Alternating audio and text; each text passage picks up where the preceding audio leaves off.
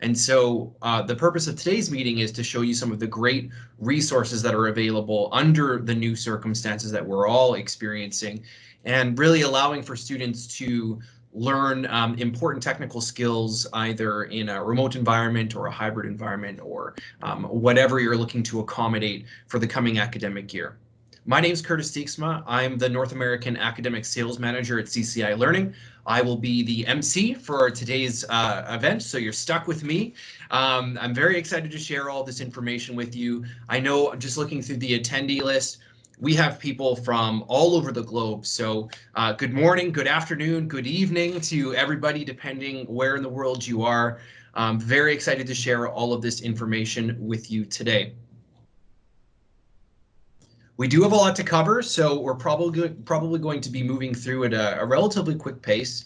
As we work through, of course, if you have any questions, if you have access to the chat feature there, by all means, you can use that. There's also a really cool feature in Teams that looks like a hand icon that you can use to put your hand up to ask a question. So if you'd like to ask one through the audio, certainly use that hand icon so that we can recognize you've got your hand raised and you would like to ask a question, and then we can unmute you and make sure that that takes place. So this is a quick look at our agenda for today.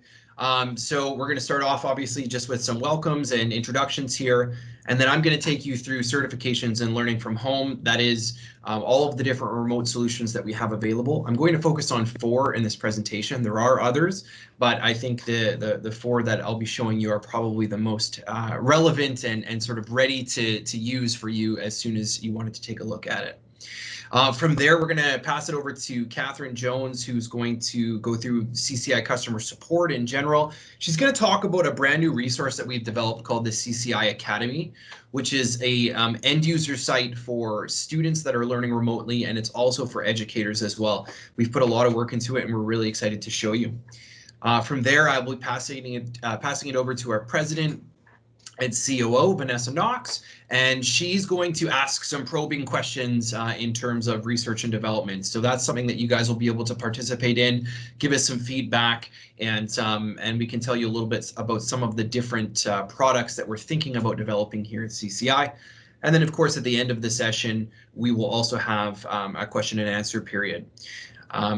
Just to let everyone know, we are recording this session as well, so just to be completely transparent, this is something we'll be able to share out after the fact if you'd like to receive a copy as well.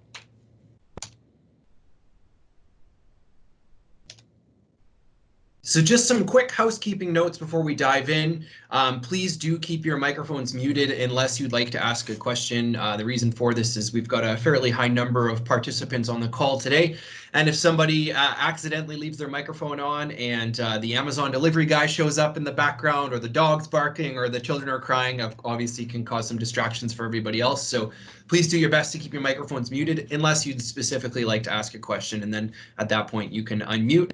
That will also be moderated by my colleagues. So we have many team members on the call from CCI today that will be monitoring that and helping to unmute you or mute you as necessary. And also, if you have questions and are using the chat feature, you're typing them in, we'll be able to address them as we go. So I'm going to start off just with a basic introduction to CCI Learning. I know that many of you on the call are already familiar with us, and I'm going to move through this portion quite quickly because we have a lot of content to cover today. But CCI Learning is a Canadian education technology company. We've been in business for about 30 years, and we're a courseware developer. So we started initially 30 years ago developing courseware textbooks, curriculum for the classroom for products like Microsoft Office. We're also a partner with an organization called Certiport, which allows us to introduce industry certifications into the classroom from vendors like Microsoft and Adobe, for example. So students have the ability to not only learn the content of, let's say, Microsoft Office, but they also can take the official Microsoft certification exam. So we help facilitate that. And in addition, in the last couple of years, we developed and released a learning product, a hands-on kinesthetic learning product called Jasper Active. So we decided to become a software developer for that. So we have our own proprietary software in Jasper Active. It's a fantastic learning tool. And that's really sort of the future of the organization, is developing new products to work within the Jasper Active environment. And then, you know, in addition to that, we work with educators in the classroom all the time. Before the COVID-19 circumstances, we would often be in the classroom with you. We would be, you know, hosting professional development sessions, helping get educators certified themselves so that they can in turn help certify their students. Now that things have moved to a remote or hybrid environment, you can see most of my team members here are working from home, as are probably all of you, at least at the moment. So we've adapted to that, and we have some great remote solutions available as well. I do quickly also want to talk about our belief system. So at CCI, we believe that every lifetime deserves to be maximized. And that's really our mantra here. Ultimately, we apply that in everything that we do. We want learners to be able to work hard and reach their potential. We think that all students deserve a fair and equal chance to succeed no matter what their learning style is, and that's very important. So with that in mind, we work with educators to help inspire students in the classroom through excitement and hands-on learning. We believe that empowering students with future-ready skills is of the utmost importance. So how do we help students maximize their learning experiences and prepare them for their career or educational advancement? These are the types of questions that we're asking all the time at CCI Learning, and it's what we take into consideration when we develop new material. I think that we can all agree learning needs to be engaging. We need to be able to embrace new ideas, meet students where they are, and sometimes that means challenging the status quo. We need to show students that learning can be fun again, and that we can help them develop vocational skills that will help carry them through into their careers. So this is really what we follow at CCI Learning. This is what we're very passionate about. Hopefully you can feel some of that passion coming off of me right now. We do this and apply this in every aspect of the business. And of course, this is more important than ever now. Students learning from a remote environment, there's so many challenges beyond just keeping them, you know, engaged in the regular curriculum. Now we have to keep them engaged using remote tools. We have to make sure that they're actually paying attention and logging into tutoring sessions and completing their homework with little supervision. These are all challenges that the world has presented to us in the last 6 months. And so we're all working very, very hard to come up with the appropriate solutions. I'd also like to take a quick moment to introduce the CCI team on the call today. I think we actually have even more than this. Often other team members will join. I've seen a few other faces pop up. As I said, I'm Curtis Teeksma, the North American Academic Sales Manager. We have Vanessa Knox as well. She's our President and COO. Vanessa, are you there? Maybe on camera? Do you want to wave real quick somewhere? There she is. Hey, Vanessa. Oh, you're muted, Vanessa. We've muted you as well. We've applied the same rules. Good morning, good afternoon, good evening. Hello, everybody. I believe we also have Dan Sweeney, who is our Director of IT. Dan, if you're there, do you want to just give a quick wave? Hi, everyone. Good morning. Thank you. We have Catherine Jones, our Customer Success Manager. Hello, that was me at the beginning.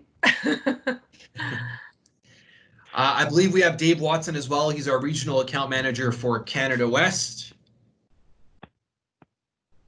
We have Lexi Wynn, our Sales and Marketing Coordinator.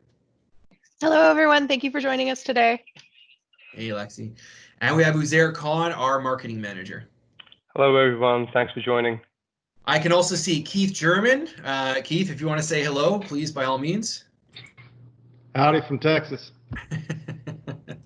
And as I said, I think we might have some other members on here as well, but Teams is allowing me to see 9 beautiful faces across my screen, and that's all the ones that I can see. So thank you guys for being here with us today. The team is ready to answer any questions that you have, and I will be passing off to a few of them during the course of the presentation today.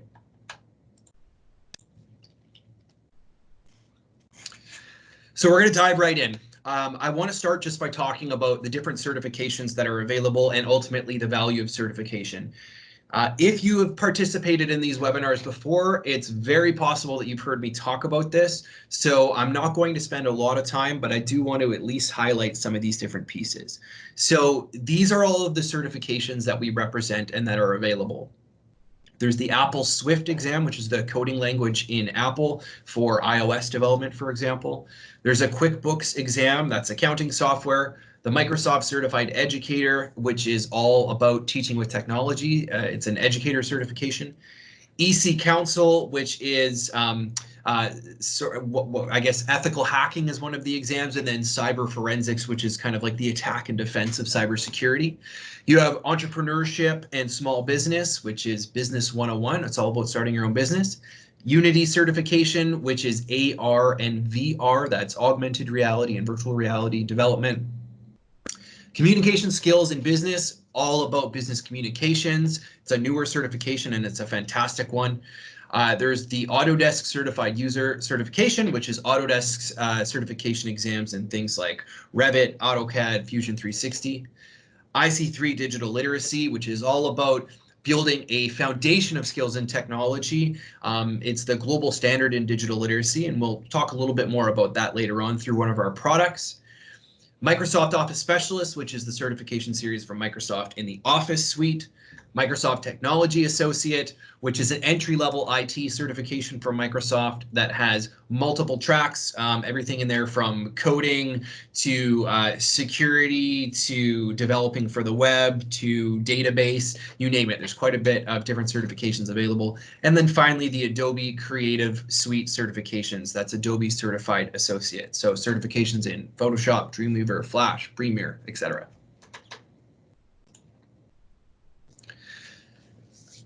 I want to talk very quickly about certification and employment because that's ultimately what certification is all about. So let's look at some of these stats.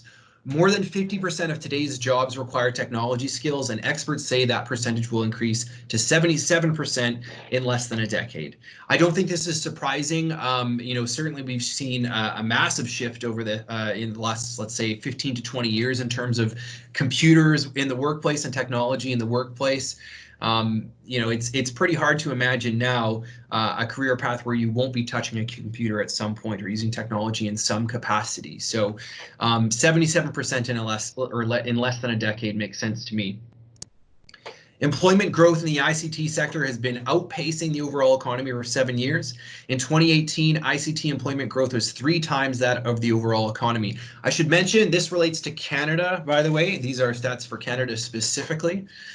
By 2021, employment in Canada's digital economy will reach 1,637,000 jobs, creating 216,000 vacancies, which require qualified digital talent, a pretty staggering number.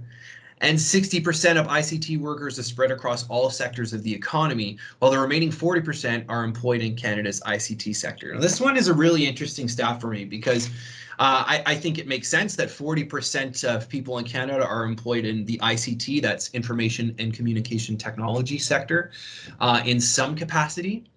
But that 60% of ICT workers are spread across all sectors of the economy. So what does that mean?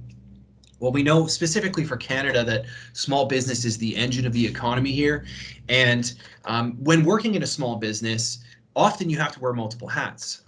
It's important that you know how to use different pieces of technology. I'll give you an example. So I'm responsible for sales in North America here at CCI, but it's not rare to see me do things outside of that regular responsibility. So for example, a couple of weeks ago, I was editing some videos. I happen to have some Premiere skills. You can probably see from my certification on the wall there that allowed me some time to go ahead and work on editing some videos to help out the organization. So I think that's pretty common. In a small business, people are expected to have multiple skill sets and wear multiple hats.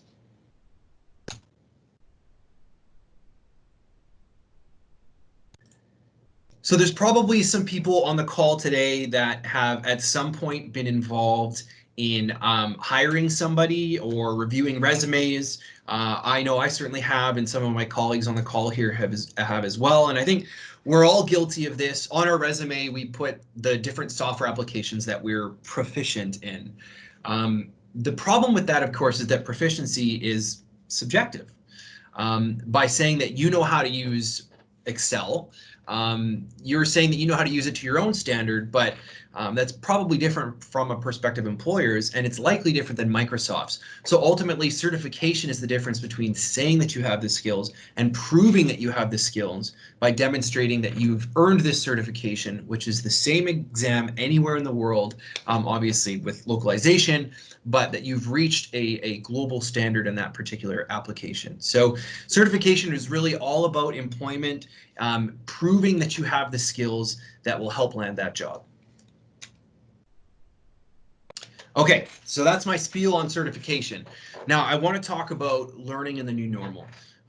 As we've said, and as you have all lived and breathed over the course of the last 6 months, the world has changed pretty dramatically. I know a lot of the educators that I've spoken with in the last few months have either had some level of uncertainty in terms of what the fall looks like, unclear guidance from government or from the Ministry of Education in terms of what the classroom looks like. Is it going to be completely remote? Is it going to be a hybrid model? I know many educators had to scramble to come up with a solution very quickly.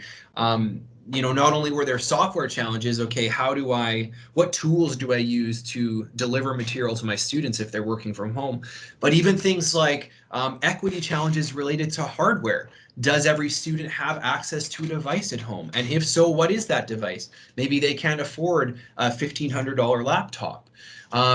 These are all questions that we've all had to face and come up with solutions for. And so the focus of this presentation will really be on 4 key products that we have that will help you deliver material to your students in a remote environment, something that they can continue to work on at home without ever having to be in the classroom, with full teacher backends built in so that you can monitor and track their progress and intervene when necessary. This is something that will help free up your time. And for us, it's business as usual. You know, we had to adapt quite quickly and make sure that all of these solutions were available in a remote environment, and we've done that. So I'm very excited to share some of these solutions with you today. In addition to the 4 key products I'm going to show you, which you'll see on the bottom there, Code Avengers, Jasper Active Digital Literacy, LearnKey, and Certiport exams from home, it's important to note that, as I stated at the top of the presentation, we're a courseware publisher, so we develop our own textbook material. Of course, all of our textbook material is also available in ebook format and something that students can have access to from home and on multiple devices. So bear that in mind as well. We're going to focus on these 4, but all of the solutions that we have at CCI are available in a remote environment.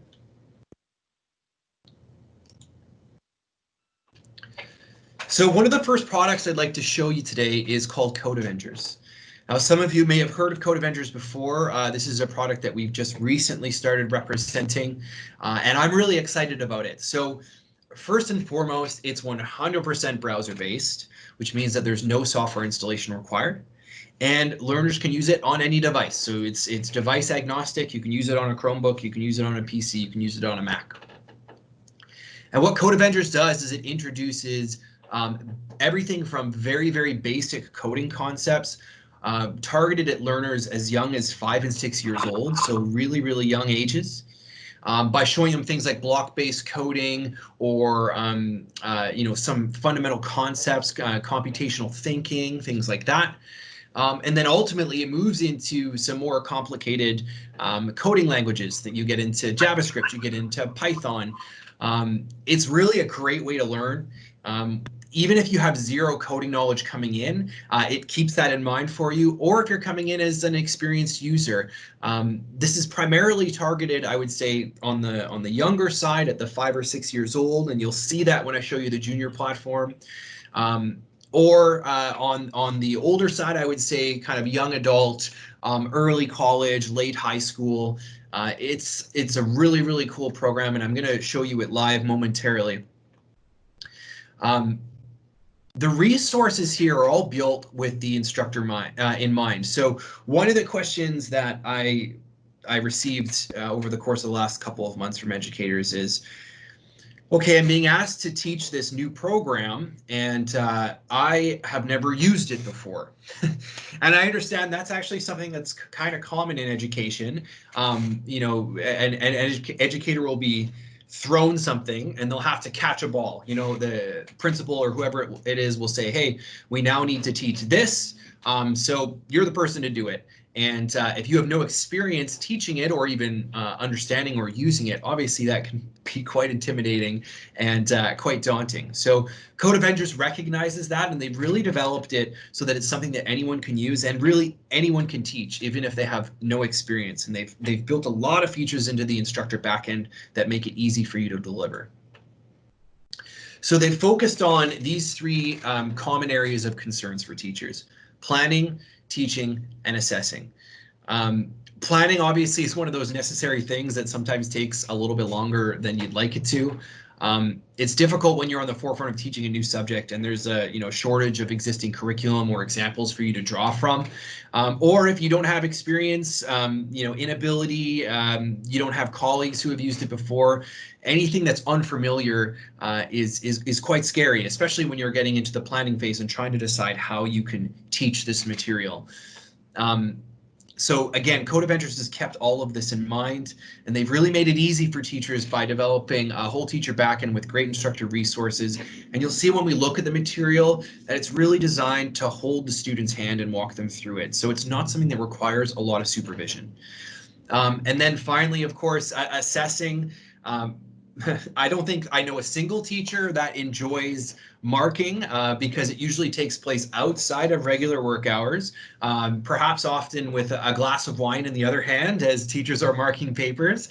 Well, the good news is with something like Code Avengers and with all of the programs I'm going to show you today, there's reporting built in. So you might still be able to enjoy that glass of wine, but you might not have to mark papers at the same time because it's all done for you. So some really great resources here in terms of monitoring and tracking student progress and making sure that you're aware of how your students are doing so that you can intervene when necessary.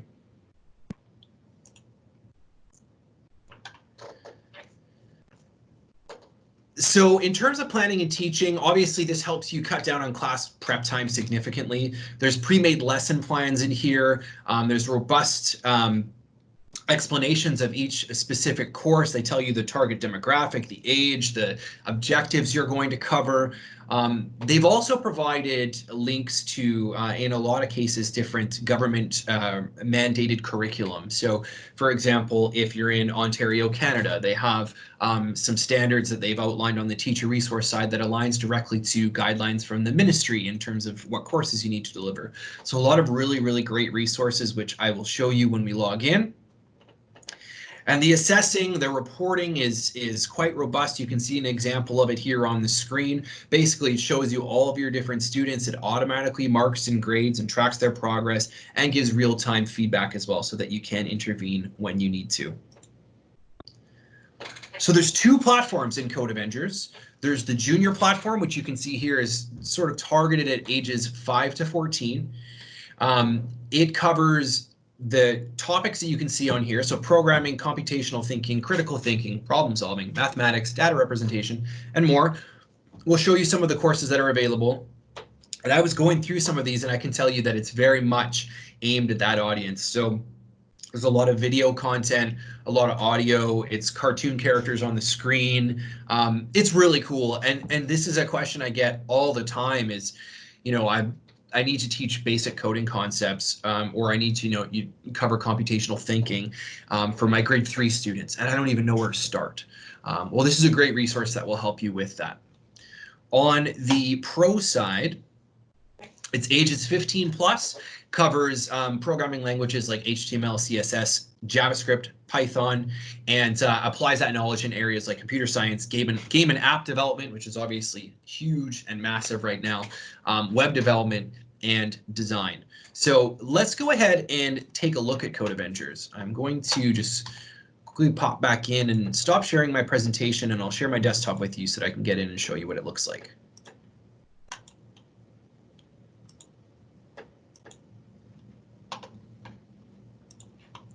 So you should all be able to see the Code Avengers login page here. So the first thing I'm going to do is just show you some of the junior platform.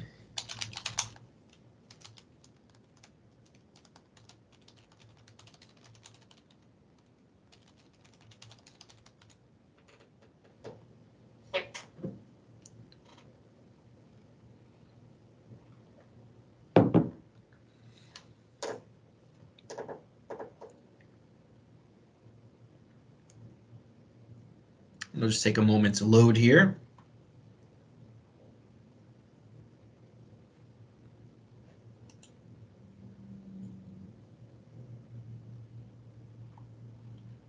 There we go.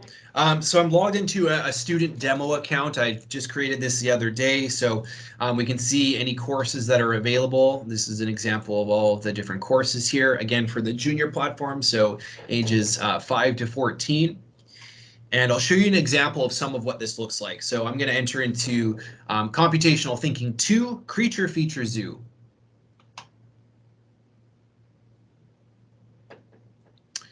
So this shows me the lessons that are available in this particular course. It tells me how much time is recommended, so 4 hours here.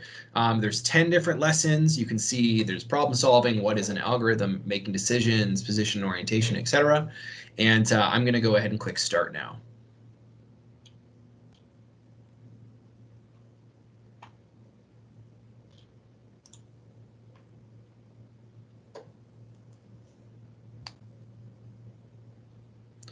All right, so this is what the student interface looks like when you get into the learning. You can see, obviously, we've got the junior platform here, so it's colorful. There's going to be some cartoon graphics, things that keep students engaged.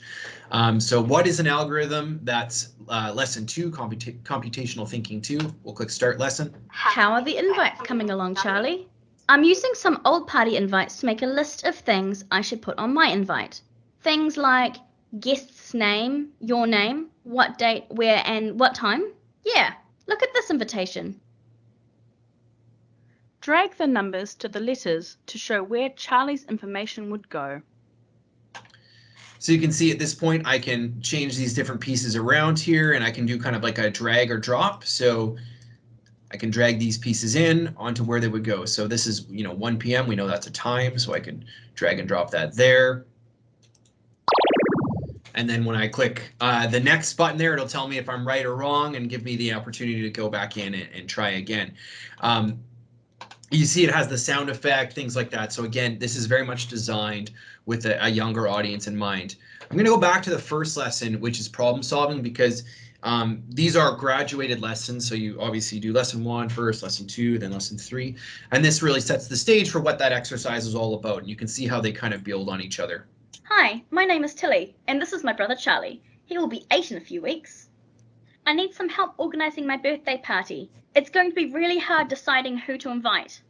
I hope you invite a girl. I don't want to hang out with just boys. Mum says I can invite 4 friends, otherwise it will cost her too much. So, Who has the problem of deciding who to invite to the birthday party? Click on one person. So I wonder, just for fun, if anyone in the audience there is able to guess that accent of the characters. Obviously, we have an international audience here. Certainly, that's not a Canadian accent you hear on there. So I'm curious if anyone can pinpoint where it's from. You can see the question here. It says, who has the problem deciding who to invite to the birthday party? Click on one person. So it sort of sets up the story for us, and then it allows us to choose who the correct person is. And Who has the problem of worrying about paying for the birthday party? Click on one person. So it's going to give us a series of questions based on the scenario it's presented. So that's the student junior platform here. So that's, again, obviously aimed at a very, very young age. The idea is that we want the students to be engaged and, learn some of these fundamental concepts without something going over their head or being too difficult for them. So I'm going to go ahead and sign out of this account, and I'm going to sign in to the Pro platform to show you an example of what that looks like. Curtis, I'm going to jump in for just a second. It turns out that our chat feature is disabled in this meeting. So if anyone has any questions, please feel free to use the hand icon that's in the middle of your screen. And then that way we can unmute you and ask the questions as we go along. Just so everyone knows, for some reason the chat feature isn't working. So slight detail, but we'll sort it out by the time we get to the end. Thank you for letting me know that. That's great. Yeah, so definitely use the hand raise feature there if you'd like to ask a question. Okay, so let's see.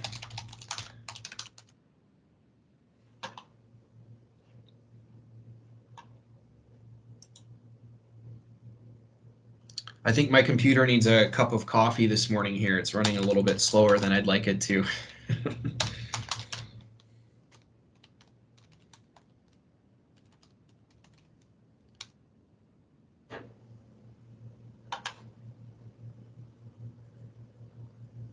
Okay, so I'm just logging into the Pro platform here, and this also allows me to see some of the teacher side. But first, let's go ahead and look at one of these. So, JavaScript demo. I'm going to click on that. This is another course that I had started here in the Pro platform. So basically, it's going to help us build a JavaScript game, which is really cool. So let's go ahead and click on it.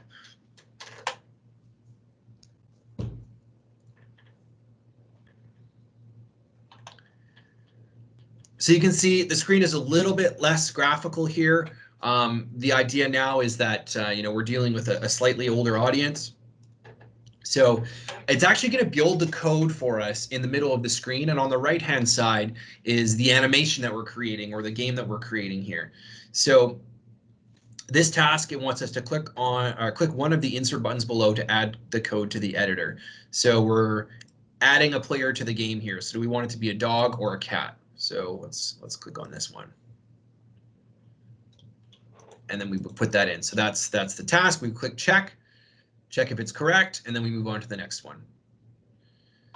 So it says, now that you've seen what the code looks like to add a player, let's try a short quiz. So now it's going to ask us what the code actually looked like when we were in there. Drag and drop each line of code to match the correct image. So you can see here, dog, cat, fish, plant. So we're just going to make sure that these all align and match with each other. So we'll go down to plant, drag this one up to the cat and fish, hit check. Task is complete. So we're going to move on to the next one. And now it's going to introduce a video. In the game window, you'll see that your character is positioned on some of the lines. In the player code, you'll also see that there are some numbers. These numbers relate to the lines in the game window. If you try changing some of these numbers, you'll see that the position of the player is changed. Have a play around with that for a little while, and when you're done and you've got an idea of how it works, then the task is to change the numbers from 200, 300 to 100, 100. When you've done that, you can click check and move on to the next task. So every task actually starts with one of those videos, which is great. The reason why we didn't see them on the previous two ones is because I'd actually worked through them previously when setting up the demo. But every single time you get to a new task, it introduces that video for you, and then you follow through and produce the steps. So really, really cool the way that they've done this. It's very much hands-on and walks the person through. I love that you can see the live code as it's being developed, and you can see the actual animations or the effect that your code is producing. So that's an example of what it looks like for the Pro platform. Very, very quickly, I'm going to show you some of the teacher pieces. So I've just clicked on teachers here. First and foremost, there's a curriculum alignment. So I mentioned that they've developed an alignment to different government or ministry curriculums. You can see by country here. I'll look at Canada first, for example. So BC, British Columbia, that's one of the provinces in Canada. It shows us all the different ministry courses that Code Avengers is aligned to. So they've done some great work here. There's many different countries that are represented. So you can check to see if you're on there, and it can tell you exactly what Code Avengers covers in terms of your ministry curriculum. For lesson plans, it shows us all of the different courses available and a lesson plan for each. So for example, if I wanted to look at Computational Thinking 1, gives us the course structure, tells us the demographic, who's it for, how many lessons are there, how long will each lesson take, gives us the description of the story. So you remember when we were in there, it showed us the cartoon characters. It gives us a description of what to expect there. Direct links to any ministry curriculum, and then of course a course outline as well. So it gives you a breakdown of each of the lessons and sort of the step-by-step that students will have to go through. So really good, comprehensive stuff. We can also click the teacher dashboard button, which takes us into the teacher backend. This is where we can manage all of our classes, check our student progress, run reports. We can manage teachers within our institution. I won't go through just for time's sake and show you all of them, but it's a full-blown learning management system. You can also create a specific login for your students, so you can enter like a custom URL for your courses and send that to your students. So all they do is click on the URL and log into their account, which also you can create for them. It's really, really cool. It's really slick. You can assign courses here to each group that you create. You can create and edit assignments, and then your student account setup. This is where you can create student accounts. You can either do one by one manually, or you can upload a CSV file if you like with all of your student list. It's really, really cool. So that's Code Avengers, one of the solutions that if you're teaching anything in, related to coding languages or anything like that, it's a fantastic solution for you. I'm also going to talk about Jasper Active Digital Literacy. So this is a digital literacy platform that CCI Learning has created. I'm going to pop back to my slide deck for just 1 second here so that we can go through some of these pieces. Oops. Let me just reshare the right screen.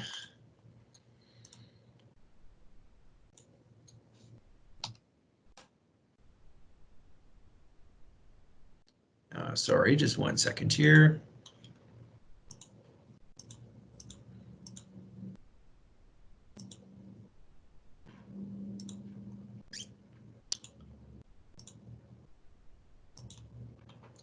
There we go. You should be able to see that now. So Jasper Active Digital Literacy is a new program that we released just recently at CCI Learning. It's, again, part of our proprietary software. It's very, very exciting. We did host a webinar session on it, I think, a couple of weeks ago, so it's possible that some of you may have sat in on that. But I do want to just spend a couple slides on it before I show you what it looks like. So first, let's define digital literacy. Digital literacy is the ability to assess, manage, understand, integrate, communicate, evaluate, and create information safely and appropriately through digital devices and network technologies for participation in economic and social life. Wow, that's a long sentence, but there's a lot of information in there, and I think it's completely accurate.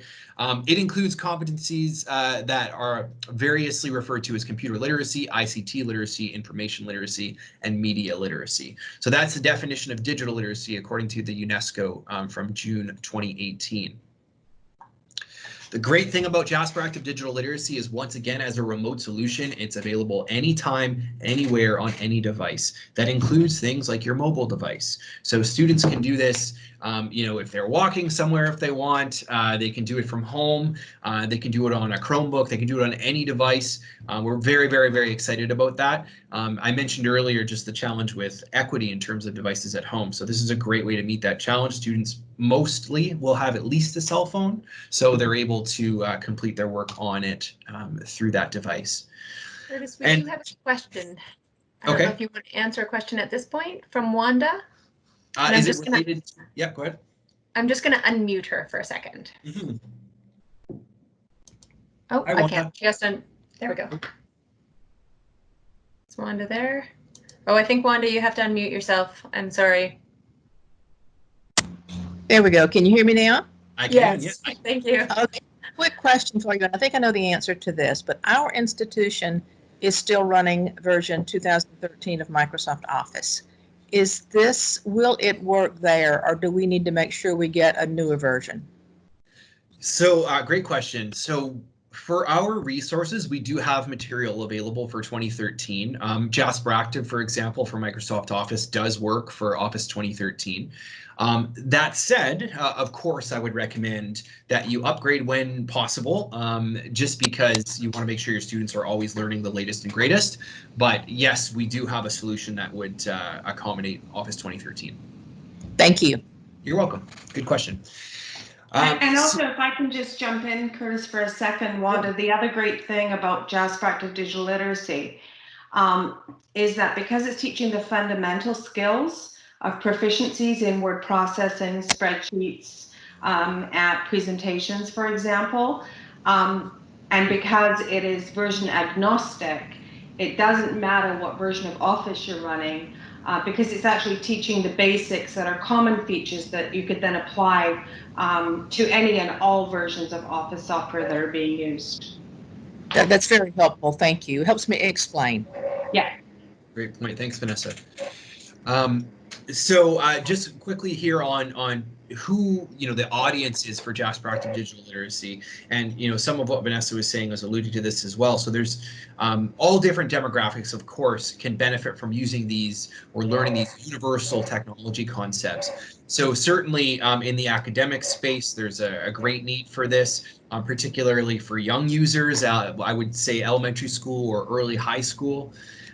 Workforce development, so people that are looking to reskill. We've seen a lot of the different challenges that COVID-19 has presented to us. One of them is that people have unfortunately been laid off and businesses have closed. So I think we're going to see an influx of people who need to reskill.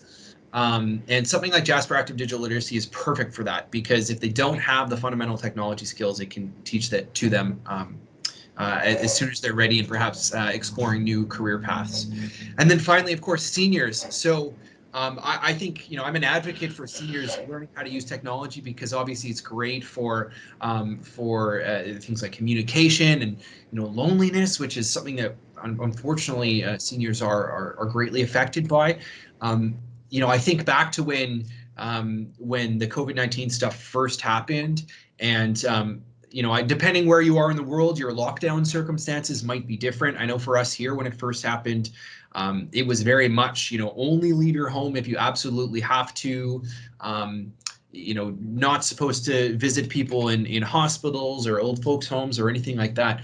And so I definitely think that communication became more difficult for seniors, because they maybe not used to using FaceTime or Skype or Teams or anything like that. And so I think, even just for that reason, I think it's important for seniors to have some of these skills as well. So that's just an example of some of the demographics that we considered when creating Jasper Active Digital Literacy. I'm going to pop in and show you what some of the content looks like here.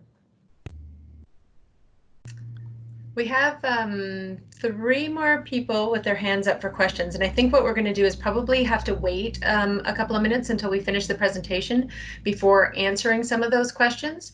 So if you do have a question, I'm so sorry about the chat. We're trying to resolve it in the back side right now. But if you do have a question, please write it down so that you don't forget it and can ask at the very end if you can. That would be great. Thank you. Yeah, that's great. And I admittedly talk a little too much, so I think I'm running a little bit over time here anyways. So I think, just to be safe, we should try to keep everything to the end here. So I'm just going to log into my account and show you quickly what some of this curriculum looks like.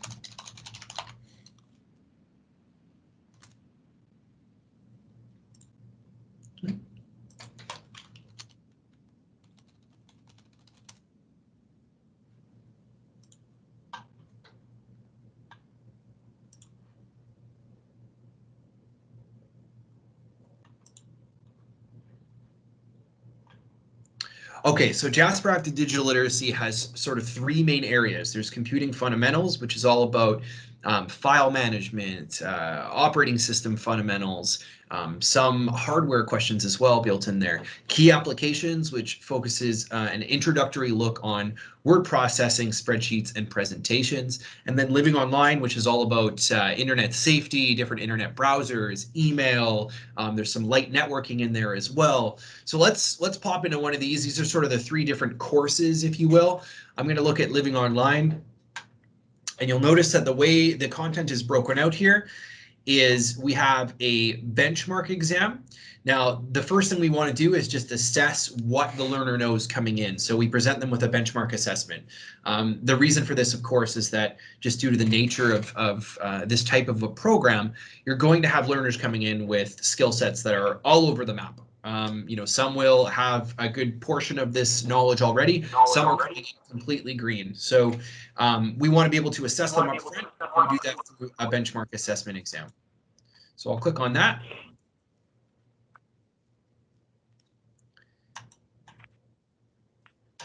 And now it's going to take me through a series of questions. You can see there's 46 questions here with a 50-minute timer. And I'm just going to go through and answer to the best of my ability. Some of these questions will have video content with audio as well.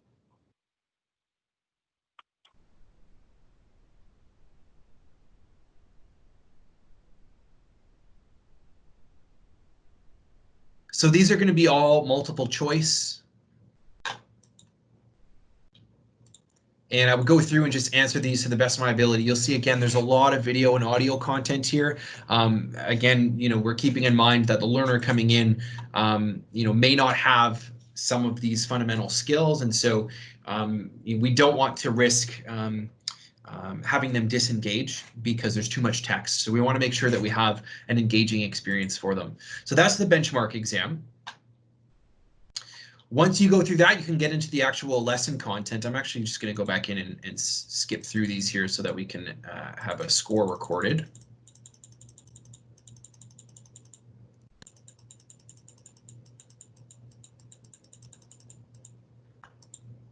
Oops. And submit.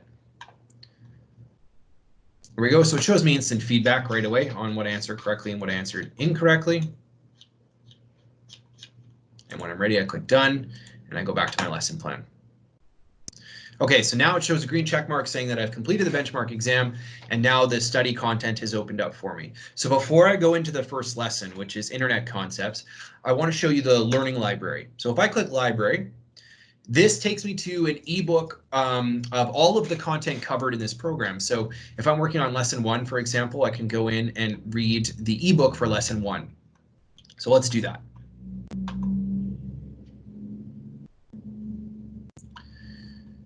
So internet concepts, that's the first lesson. There's 9 pages of an ebook here, so I can read through all these different sections. There's going to be things like screenshots and that type of thing that will keep the learning engaging for students. So I would probably want to read this before I went into the actual course material. If I wanted to use a different type of learning here, we also have what are called quick decks, which are like flashcards essentially for each lesson. So I can click that and it will bring up the different flashcards here, which is going to be things like matching a definition with a term. So here you go, web browsers, and there's the definition. Right, so I could go through each of these and just make sure that I had the answers, that I was comfortable with them. Probably I would do this after I did the actual learning content, or if you wanted to do it as a bit of an assessment as well, you could come in and do it ahead of time. Let's show you very quickly what some of the learning content looks like in the study projects. So start it now. Here we go. This is our introduction, key elements, things we're going to cover. Choose the correct answers. So now it gives us a little bit of an explanation here. Tells us what we need to do. So this is our task. You need to delete some files to free up space on your computer. What is the correct sequence to order the file sizes from smallest to largest? So we would choose one of these, check our answer, tells us if we're right or wrong, then we can move on to the next one. So we would just continue this through all of the different learning areas here. Again, there's going to be some audio and video content in here as well. This one's kind of like a reorder. So again, engaging for the students, something that they'll be able to actually get their hands on and kind of work through. You can see that I answered this one incorrectly, so now it gives me a hint, and it tells me I could view the quick deck. So if I click that, it'll take me right to that specific quick deck for that question. And it will help me get to the answer, so I could go back and answer again. So all in all, Jasper Active Digital Literacy is a great resource as an introductory technology program. It is aligned to the IC3 certification, if you're familiar with that. That's Certiport certification in digital literacy. So we cover off all of those objectives. And it's a really great program we're super excited about because it was something that was in high demand from our customers. We have another product in Jasper Active for Microsoft Office. And one of the questions we kept getting all the time is, Microsoft Office is a little bit too advanced for my learners in terms of pursuing the certification. Do you have something that covers the fundamentals of technology? Well, here it is. We've developed it. We're very excited about it. And in fact, if you go to the website, which is just app.jasperactive.com for Jasper Active Digital Literacy, you can access 2 free lessons. So you can go in and give it a try for yourself. They're full lessons, so you can see exactly what the content looks like. So that's Jasper Active Digital Literacy. I'm going to show you another one here, and it's called LearnKey. So LearnKey is a video-based curriculum, another great way for students to learn on a variety of different topics. So LearnKey basically has a subject matter expert that comes on screen introduces skills and concepts to you in a video, and then provides simulations so that the student can go through and try to replicate those particular steps or skills that are introduced. So in this case, I've fired up Photoshop here. So this is the LearnKey course for Photoshop. These are the different objectives here. And again, this is aligned to the Photoshop certification exam. So let's look at working in the design industry. So it starts with a pre-assessment. So we could click that and it gives us a bunch of different questions to go through here. Again, most of them will be multiple choice. Some will be simulation. So it'll be, you'll be presented with, in this example, a Photoshop screen.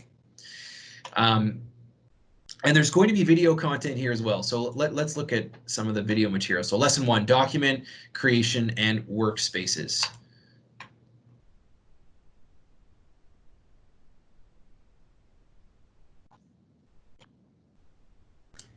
We actually can't hear the video, Curtis.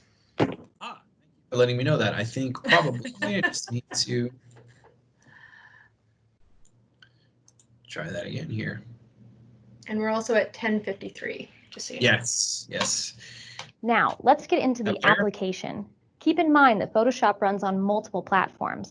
We'll be using Windows in our demonstration, but the same principles apply to the program running on other operating systems. When creating a new document in Photoshop, you have a number of options to help set up a document. Go ahead and select File, New. So I won't go through all of this, obviously, as Catherine has very politely pointed out. I'm running behind, but LearnKey is a great product. You can see they do on-screen video tutorials, and then there's a number of hands-on exercises in labs where they produce a simulated environment, and you go through and kind of click until you get to the answers. So that's another example of a remote solution that's available for learners for a variety of different programs. The final thing I want to talk about and show you before I pass it over to Catherine is exams from home. So we also did a session on this not too long ago, so some of you may have seen that, but one of the questions we were getting frequently was, okay, we want to do certification. We want our students to certify in Microsoft Office, or we want our students to certify in the Adobe Creative Suite. Normally, in order to do that, a student has to take the exam in a proctored environment and a registered testing center, which would often be the school providing the program, for example. But with COVID-19, everyone's at home. So how do we get students to pursue their certifications without physically having to go into a testing center? So Certiport released a great solution for exams from home. Basically, the way this works is you go to the Certiport site, you click on the exams from home area, or you can go certiport.com/EFH, exams from home. And it'll give you all the information here, but basically the way it works is you register a time to take your exam. If you're a teacher, you can do this for your students. So you can register up to 10 devices at any given time. You schedule a time, and then Certiport will send you 10 different links plus an additional administrator link. All you have to do then is send the link to your students. They click on that and they actually connect to a device in the cloud where they take the certification exam from home. As the administrator, the link that you're sent allows you to see all of your student devices while they're taking the certification exam so that you can proctor and monitor the experience. And then students earn their certification when they're done. It's an awesome, easy to use solution. The feedback we have received from customers so far is that it alleviates so many challenges related to software installation or technical problems or anything like that. So it's a great way for students to still be able to pursue their certifications just like they would if they were in a regular traditional classroom, but we allow them to do it from home. So those are 4 great examples of some of the remote solutions that we have available. There certainly are more. I wish I had more time to go even deeper into all of these, but the point to really drive home here is that for us, it's business as usual. We've just transitioned all of our resources to a remote online environment to help you as the educator be able to facilitate learning for your students without having to stress about how you can convert all your physical curriculum into digital or anything like that. We've done all the work for you. And with that, I'd like to pass it over to Catherine Jones, who's going to walk through some of the different support pieces that we have in place, and I think with a focus on our brand new CCI Academy site, which we're very excited to share with you. So Catherine, it's all you. Okay, hi everyone. So the first thing I'm going to say is that I have been writing down people that have put their hands up. So I've got you guys in order. Currently, I've got you guys in order. So I'm going to kind of plow through this. Now, for anyone who doesn't know me, my name is Catherine Jones. I'm the Customer Success Manager for Canada. I'm assuming everyone can see my screen. Is everyone able to see my screen right at the moment? Yep, I saw a nod. Thank you very much, Brad. So I'm the Customer Success Manager for Canada. So I know that we have some international participants on the call as well, and we also have a lot of people from the States.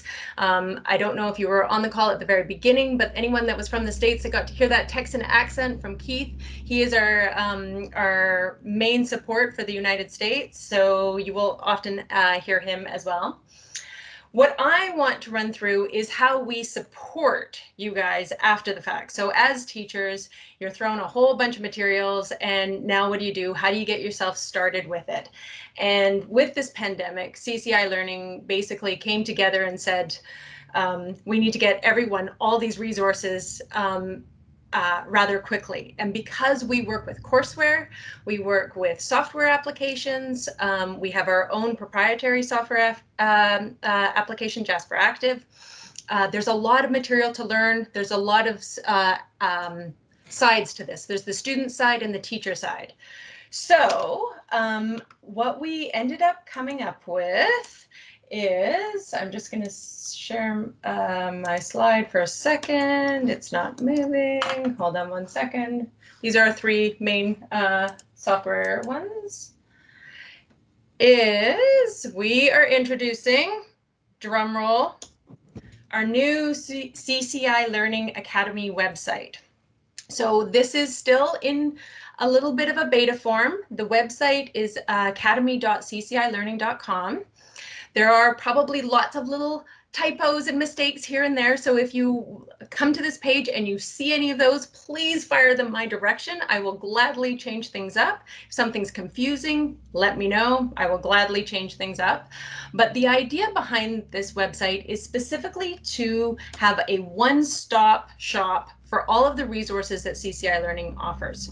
So some schools may only participate by buying a couple of things from us, say Jasper Active Digital Literacy, so they only need that one component, or they bought a universal license, in which case they have access to all of the digital courseware, they have all of the different software applications, and there's a lot of material to learn in a very, very short period of time. So essentially, this website has everything in there. It has student how-to instructions. We have program registration links. We have teachers getting started guides. And then we also have a tech page as well, which talks all about the installation files, guides, software downloads, you name it. It has everything all in one go. What I'm going to do is I'm going to go through these slides really quickly. I'm just going to show you quick snapshots of them, and then I'm going to launch into the website so you can have a little bit of a look and feel for how to move around in it.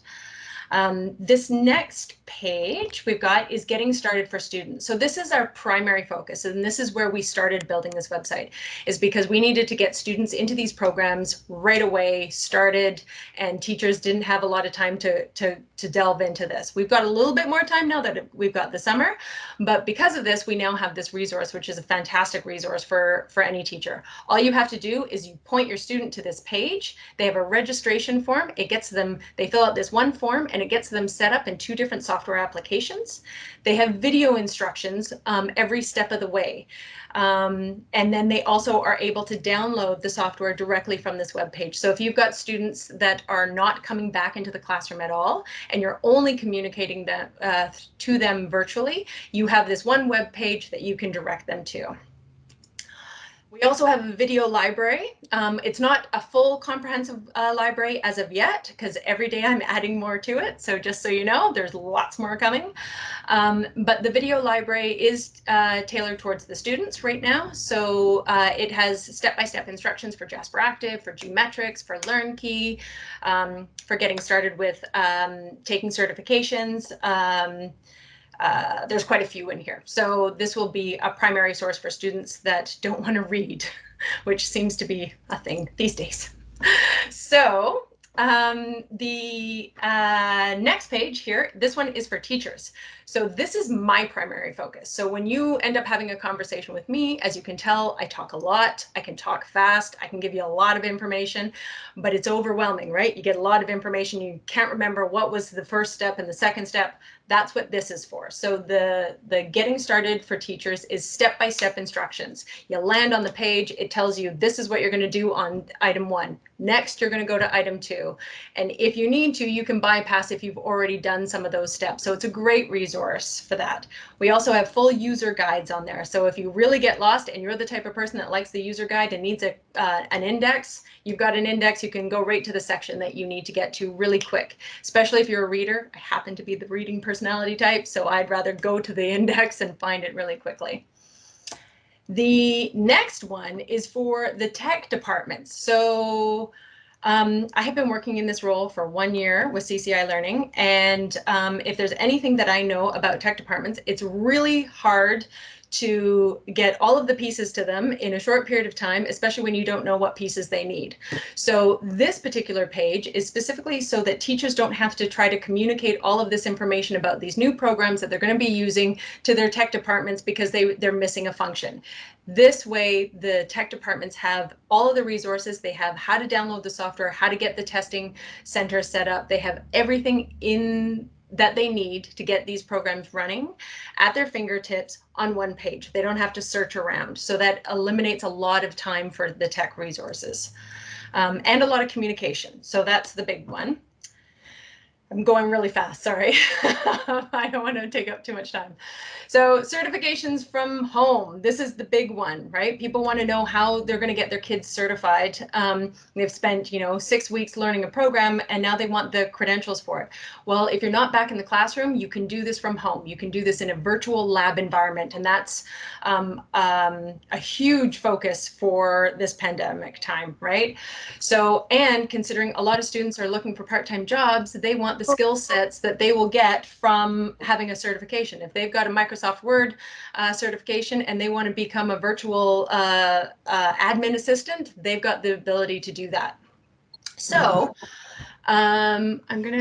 we've just got somebody just joined, I think, that's unmuted right at the moment. So I think we got a little bit of feedback. Sorry, Leanne, I'm muting you. Or Laura, I think it is. Sorry, so I'm just muting you. The certification exams for this, we've got two sides to this. We've got the student side and we've got the teacher side. Again, they are pages that are just specifically instructions how to get through all of this. There's a lot of material to get through, and so this makes it super easy for you guys. The next one is tech support. So this is another way we try to support all of our teachers is through tech support. And for some reason, it just stopped sharing. So from current slide, there we go. So we've got two sides of the tech support. Aside from myself, who helps as the customer success manager, I help with your programs. I help you organize how you're going to deliver these programs. I help you coordinate between your tech departments and all that kind of stuff. But at times, you're going to need some tech support for questions that you have. We have two tech support options. We have CCI Learning Support. That's for your program information. If you're getting confused about where to go for certain resources, you can always talk to CCI. And then we also have a specific one, which is Jasper Active Support. And that's where you're going to get the people like Keith with the Texan accent or Lee with a British accent, which is great, a lot of fun. They are the experts in Jasper Active, so they're the ones that can actually really walk you through. So all of our supports, oh, I think I just lost screen sharing. Sorry, Curtis. No, I still sorry. Did you? Okay. So are we going to give them a quick look at the websites? Oh, actually, great idea. Sorry. Yeah, stop sharing. You go ahead. I'm sorry. I'm just going to share my desktop one more time. So that was the three main supports that I wanted to make sure that everyone knew, is that we have tech support for teachers. We have myself, which helps you create your plans. And then we have this website. So I'm going to escape out of this page, and we're going to go straight into the CCI Learning website. This is the page where you first get started with.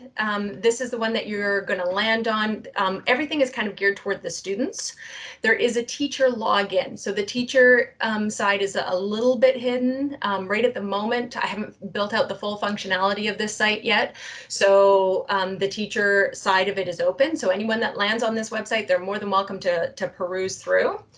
On the getting started side, this is where the students would get started. So, and it even says right at here, it says start here. So I'm trying to make it really driven home. We have anchors, so you've got down to the steps, so you can find those spots really quickly. In every section, we have an explanation. So you're going to create your profile for Jasper Active and Gmetrics if this is what you've purchased. We have a how-to video. I'm going to just jump into it where it talks about and Gmetrics to fill in these next few fields. Registration forms. I'm so sorry. It's my voice in some of these videos, so they'll be edited a little bit later on, so you don't have to hear too much of me. But we have videos every step of the way, and we also have the create profile. So this is what I was talking about before, where students can come in, they register, and it sets them up in both programs. We have how to download the software, get your access codes, everything that a student is going to need to know, and everything is itemized out as in step format. The menu bar stays with you. You also have a little tab down here that's a little orange square on the right hand side. If you click on that, it'll bring you right back up to the top. You always have access to your teacher portal. We also have our social media, because of course we want you to follow our social media stuff, especially because that's where we let everyone know about future webinars. But the other thing that we also have in here, aside from the video libraries, we've got the study guides. And this one is a great resource for you guys as a teacher. The study guides show all the different programs that we have. These again are little anchors that'll drop you down. We have a video based on what the program is. So in this particular one, it's Microsoft Office. We tell you who it applies to and which kind of fields are most predominantly used in. We also have a sign up for the Microsoft 365 education software. So anytime that there's some free software or a demo or a trial, I'm updating the links and I'm putting buttons on this page so that you can get to those free trials. So anywhere there's free software, definitely email me. I might be able to find you some. So hopefully it'll be a good resource. We also have the exam study objectives. All of these, if I open up a tab in here, it tells me exactly what the objective domains are for that particular course. So, and it gives you basically like an index. So if you're ever building or creating a course and you want to structure it to the exam objectives, you've got it in there. Of course, we would want you to use our software in order to get the Microsoft Office one through Jasper Active. So that was a shameless plug. So next one, I'm going to jump over to the certify page for students. There's quite a few details that need to happen in order for a student to get ready. Same sort of format. You've got your steps, step by step. Tells the student this is where you're going to create your profile, your Certiport profile. It gives you a guide. So if I click on that, it's going to open up a guide for me so that the students know exactly how to create that registration page. It also gives links, so it'll take you directly to the page where you as a new user has to sign up for. It gives you a video. This is what the exams at home is going to be like. It's going to walk you right through it. You've got the tech requirements down at this bottom. You've got some frequently asked questions if students get lost or confused about anything. And then exam day checklist. And we've also got post-exam. Everybody wants to know what their score is afterwards, right? So if they clicked off of the certification, they can always find their post-exam score. So this is the quick side of the student side. The whole idea behind this is that you can send your students here and they will walk them through every step of the way so that you don't have to send them countless emails, countless PDFs, countless anything. The idea is so that you can just put that in your LMS and then your students are off and running. The next page that I want to go to, this is like an overview for the teachers. So this is when you log in as a teacher. You have how to get your classes started. If you've got the universal program through us, you've got a lot of resources. So where are you going to go? What are you going to do? Your first thing is you're going to do the overview certification program. Curtis was a little bit horrified that I used him on my video, but I thought it looked really good. So everybody gets to see Curtis again. He's a great speaker. So we've got the next step, which is downloading the software. So even as a teacher, you're going to have to make sure that you've got that software on your laptop, right? So this is where you're going to come to. There's a video telling you how to do the downloading of the software installers. Next thing you're going to do is you're going to go in to get your class started. What am I going to do? Well, in this particular case, if you're teaching Microsoft Word, you're going to want to set up Jasper Active. When you get ready for your practice exams, you're going to want to set up Gmetrics. There's step-by-step instructions for Gmetrics. And then when you get time for the certification exams, where do I go? What do I do? Here's your exams, your certification exam setup. Now, each one of these, I've also got a thing on first day of your classes. And down below, we've got all quick resources, your login pages for the different software programs, your guides for like the full text guides. You've got your video tutorials, everything down at the bottom. So quick access down there. On these buttons, when it says to say like time for certification exams, if I actually click on that, it's going to open up a new page, which I went to the wrong one, sorry. And we're going to go to the exams page.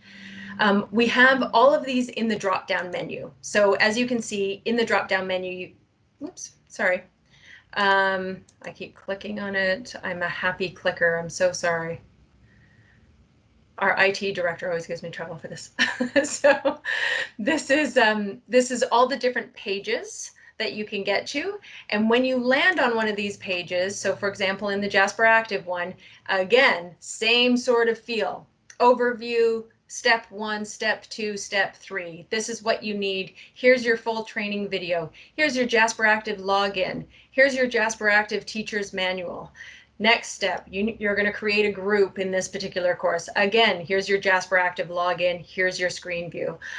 In the screen views, they're just pop-ups so that it just jogs your memory. If you can't remember if that's the section that you wanted to be at, it's just a quick memory cue. So all of this is for the teacher. Now we also have the tech side that I talked about earlier, which is the tech page. I'm just going to click on that.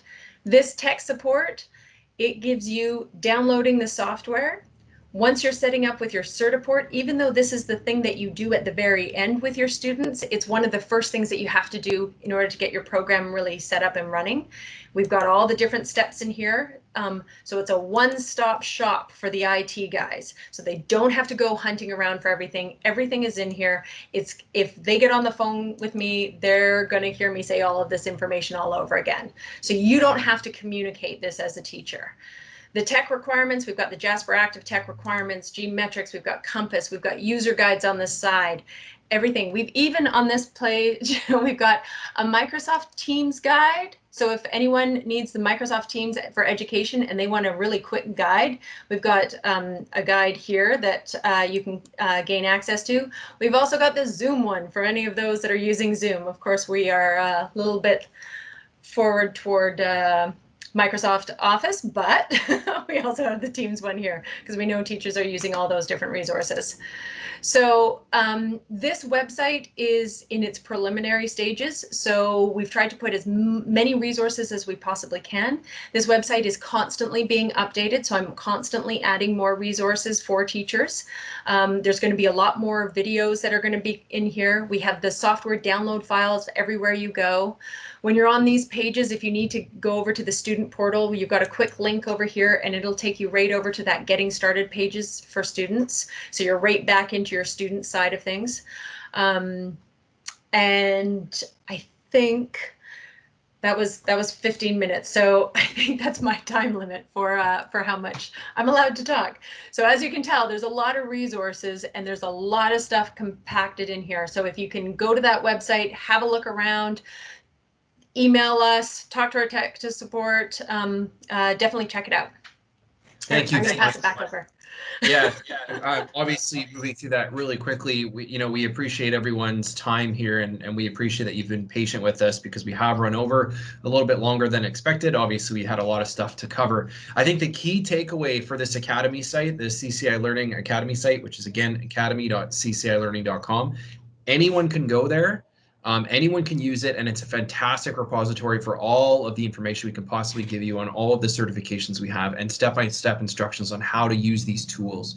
We actually developed this because we had a number of customers come on board with us early in the year that were just introducing a number of our curriculum tools and certification, and then COVID-19 hit. And they suddenly said, we have to pivot and transition to an online model. Can you help us? And so we put a ton of work in developing this so that they don't have to do as much work in providing students with access to these resources. It's basically become kind of a hub or central location. So please do feel free to access this and use it as much as humanly possible because it's a great resource. Thank you, Catherine, for that. I'm going to pass it over quickly to our president and COO, Vanessa Knox, who is going to, I believe, ask some questions related to research and development for our organization, and then we'll get into our Q&A, and then we're all finished from there. So once again, thank you all for your patience as we continue to move through the presentation today.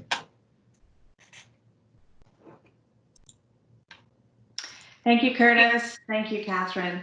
As a global ed tech company, it's always important for us to understand what the market is looking for as we move forward. We have a direct sales channel and a partner-centric model, and I know on the call today we have educators and teachers from Canada, from the United States, from South Africa, from Indonesia, from Latin America, and we also have a number of our international partners on the call today. So I wanted to steal about 45 seconds, and I too can talk, so I'm going to really limit myself here and keep on task.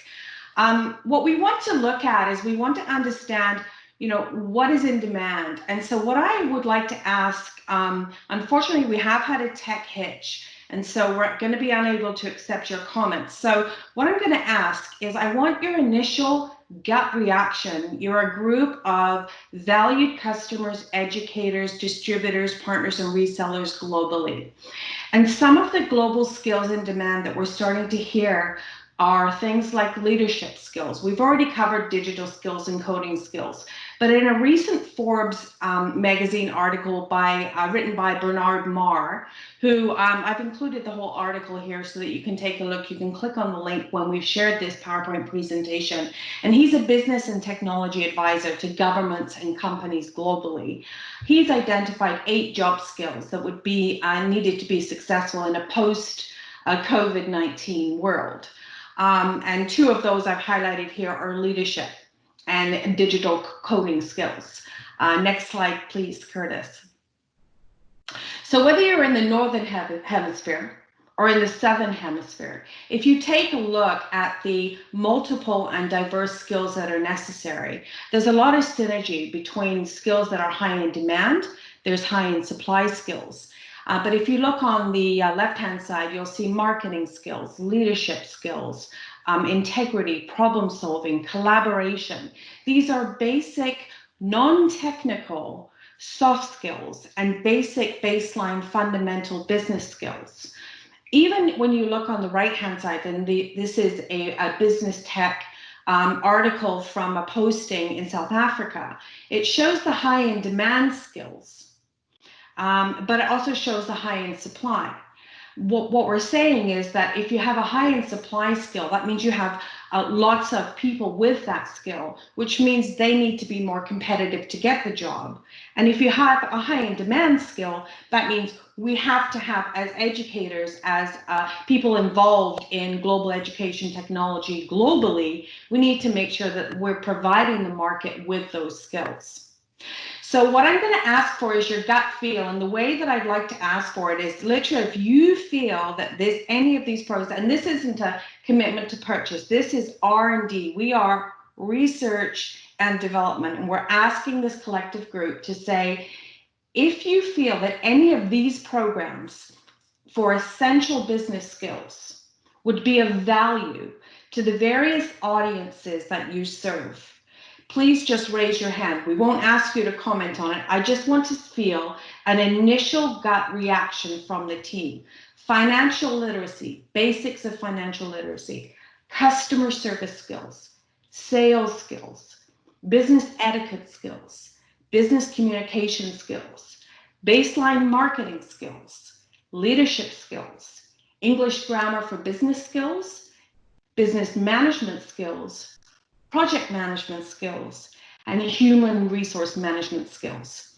These would be skills and certifications that would be focused at a grade 10, grade 11, grade 12, or first year college, or those that are in the workforce and changing workforce development, fundamental baseline business skills.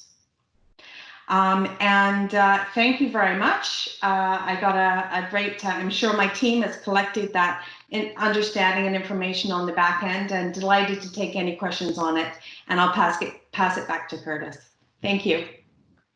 Thanks so much, Vanessa. I appreciate that, and thank you all for participating in the survey there. I think there was quite a few of you. I think almost half of our audience here that put their hand up for that. So that's wonderful.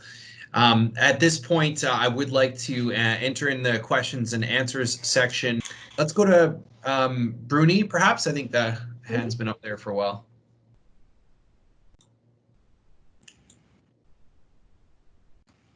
So Bruni, I don't know if you know, there's a menu that's in the middle that'll give you your microphone.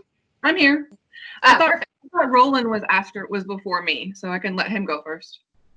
Is he still on the line? I'm still here. You can go and then I'll go after you. That's fine. Okay. You're all so polite. I love it. Yeah, and it's Bruni. I don't mind Brunei though, because like the country. Okay, sorry. No, it's okay. So actually, I have a couple of questions. So the first one was that I saw that you mentioned that the digital literacy course that is aligned with the IC3 certification. Do you know if that is something that qualifies for like CAPE funding? I don't know if that's something that you would know the answer to. Yeah, you're talking about Florida specifically. I've spent quite a bit of time in Florida. So I cannot recall if did the IC3 certification make the CAPE list this year? Do you know? That's what I don't know. I can look, but that wasn't something that was on my radar until. Gotcha. So I mean, from what I understand, IC3 has made that list consistently for the last several years. I know that there was the IC3 Spark program, which is even at, targeted at a younger demographic, didn't make it last year, but that IC3 did. So my suspicion is it will be on this year, and you would know this better than I, but from my understanding in terms of CAPE, as long as the program is on the CAPE list, you can acquire whatever resource you would like that aligns to those objectives. So from my understanding, Jasper Active Digital Literacy would be a perfect fit. Okay. And then I guess I was a little bit confused about the LearnKey product option that you guys went through, because this, just from my background, we went through Microsoft Office Specialist certifications this past year, and unfortunately are not looking to continue doing that, this coming up school year, just because of how heavy it is, and not having that equity of, being available, for students on multiple devices, so that it's not agnostic. They have to have a certain device. They have to do installations, and we just aren't able to manage that with, the uncertainty of what's coming up. So I guess I wasn't sure if that was a replacement or that was something additional. I saw that you used Photoshop as an example. Yeah. So LearnKey is going to be able to provide video curriculum for a number of topics, Microsoft Office is included, but I think you'll still be presented with the same challenge, which is if the student doesn't have Microsoft Office installed on their device, how are they going to be able to use it and navigate the interface and those kinds of things. As Vanessa highlighted earlier, in terms of the fundamental concepts, much of those will be covered in Jasper Active Digital Literacy, but if you're looking for, the specific Microsoft Office Specialist certification objectives, there are, I would say, it's kind of a conversation we could take offline, but I know obviously the exams themselves can be done in the remote environment through the exams from home option, as we highlighted before, and you're probably familiar with Gmetrics. Gmetrics has come out with what's called a selected response exam, which is basically kind of a multiple choice and simulation based exam that will help with some of those skills and concepts in the MOS program. But you're still going to have a challenge with not having students have Office software installed on their home device. It's still going to be, you can use things like web apps, and there are ways that I could recommend. Again, I think it's probably a conversation we want to take offline, but you can feel free to reach out to me and I'd be happy to recommend some stuff to you. Yeah, definitely. I don't know how I could, I think I have your email. I'm not sure about how I would get that, because I definitely want to just move forward and see like what really would work best for, for our school environment. Okay, thank you. Thank you. So was it Roland next? Did we decide, I think? Yes, sir. So I'm up next. So a quick question. Thanks for your patience. Yeah. I've used your Jasper products in the past. I used them for one school year, and then our district went to using all Macs. When they did that, I could no longer use the Jasper software. There was an interactive software, I can't remember the name of it. But off the top of my head, we tried using that and it just didn't work. Is that still the case if we're still on an all Mac platform, or are we going to be able to access the Jasper software? So Jasper Active Digital Literacy, the one I showed briefly today, that you can use on any device. So you could use that on a Mac device. For Jasper Active MOS, what you've used in the past, it's not officially compatible with a Mac. With Mac hardware, at least at this time. That said, we do have customers that use it on Mac. They use a dual boot system or like a virtualization software like Boot Camp, for example. So technically it can run on that hardware. There's just a few extra steps you have to go through and some licensing and things. But in the long term, we are currently evaluating how we can make Jasper Active Microsoft Office available on multiple platforms and potentially even without software installation. I don't have a firm answer I can give you on that today, but just know that we are deep in the evaluation process and from my understanding, quite close on executing a decision on something. So stay tuned. We'll have more information on it on the coming months, I'm sure. Okay, yeah, because that was what we did use as Boot Camp, and unfortunately, it just wasn't a great, a great mix to use with the Mac software. It just didn't work too well. But I am interested in the financial literacy portion, though. Okay, awesome. Yeah, it's by no means is using Boot Camp a perfect solution. It works better for some customers than it does others. I know some have had challenges with it, but either way, appreciate the feedback and we value it because it helps us, make decisions in regards to developing for other platforms. So thank you for that. Okay, great. So who is next here? I think we still got Arlene. We've got Cecilia. Good afternoon, everyone. My question is about ADA compliance issues with Jasper Active and LearnKey, about maybe for those that are sight impaired or those that might need reader. Is your software ADA compliant? Yeah, great question. So I believe that through other like third-party software, like for example, Immersive Reader, which is a free tool from Microsoft, Jasper Active will work with it. So Immersive Reader will basically, read the screen to the student. We're also working on perhaps introducing features like audio for the instructions, and in some cases video. It's another thing that we're evaluating. And then above and beyond that, I would say just from a assessment standpoint, in the same way that for the actual certification exam, you can request longer time be given on the certification from Certiport for students that require it, due to ADA compliance. Through Jasper Active, you do have the ability to extend how much time the student would have on a benchmark exam, for example. We are expecting that we'll have more developments in that area in the coming months, but at least as it stands today, we're evaluating perhaps looking at doing some video and audio stuff, but it does work with Immersive Reader in the meantime. Thank you. So it doesn't look like anybody else has their hand up at this point, but we still have quite a few people on the call. So, Michelle, looks like your hand's popped back up there. Did you have a question? Oh, no, I'm so sorry. Oh, no worries. Just wanted to make sure. Okay.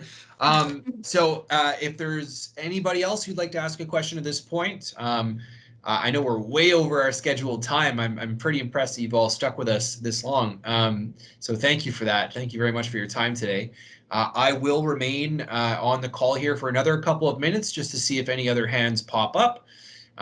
If they don't, at that point, we will end the session. But by all means, you're welcome to stay on the call as long as you like. If you have any other questions, this is the best time to ask them. Well, it looks like there are no other questions. So I want to just thank you all for your time again today. I know we ran over. As I said, near the top of this presentation, we're all very passionate and excited people. And so sometimes that means we talk a little more than we should. But appreciate your time. And I hope you all have a wonderful day. Thank you so much for participating, and hope you have a great weekend as well. You're welcome. Thank you. Thank you. You're welcome.